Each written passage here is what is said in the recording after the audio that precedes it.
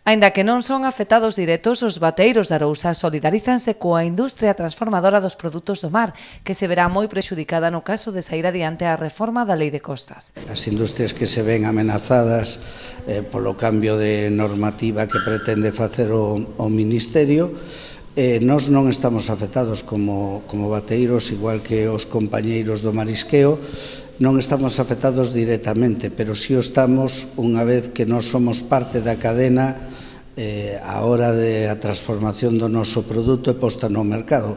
Se desaparecen as depuradoras, o noso futuro sería moi negro, tanto para o marisqueo como para os produtores de mexillón. Ata o momento, a Federación de Mexilloeiros mantivo encontros con todos os grupos políticos con representación en Galicia.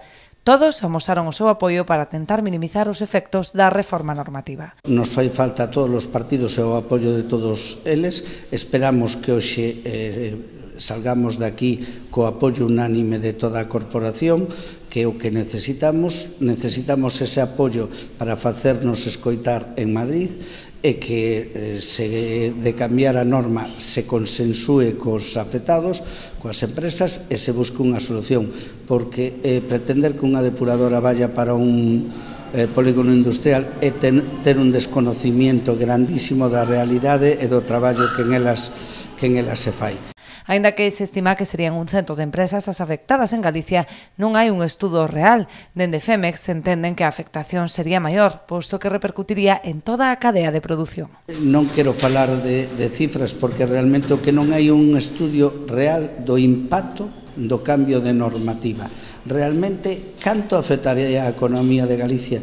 Porque non olvidemos que o mar é o motor de Galicia. Finalmente, a moción non contou co respaldo unánime da corporación. De feito, o debate derivou nun tenso enfrontamento despois de que os grupos da oposición acusaran ao goberno de buscar rédito electoral coa proposta. Suma Ribeira opoñíase á moción, alegando a necesidade de revisar periódicamente as concesións en terreos públicos daquelas empresas non relacionadas coa industria alimentaria. Nos mesmos termos, o BNG referiuse á prórroga de ENCE precisamente como detonante para frear a reforma da lei. Pero non todas as empresas que están ocupando, invadindo a perpetuidade, se se quere, o dominio marítimo terrestre, teñen que ver ca industria alimentaria.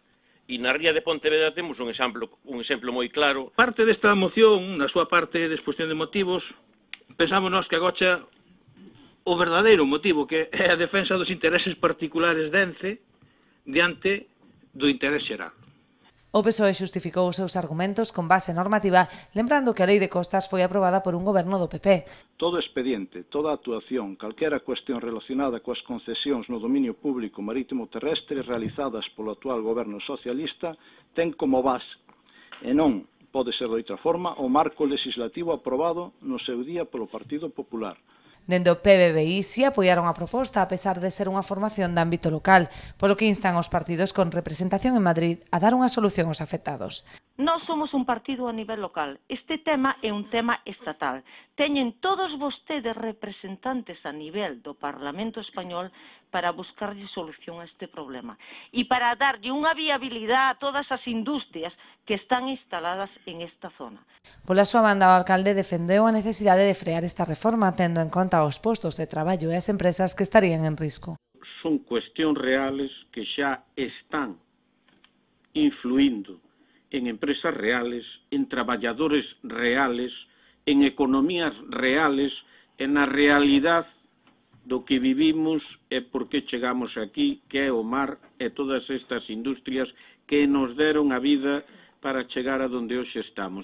Tras a votación na que non saiu adiante a proposta, lamentou que o Concello non estivese á altura das necesidades do sector e dos veciños, xesto que os afectados agradeceron antes de abandonar o salón de plenos.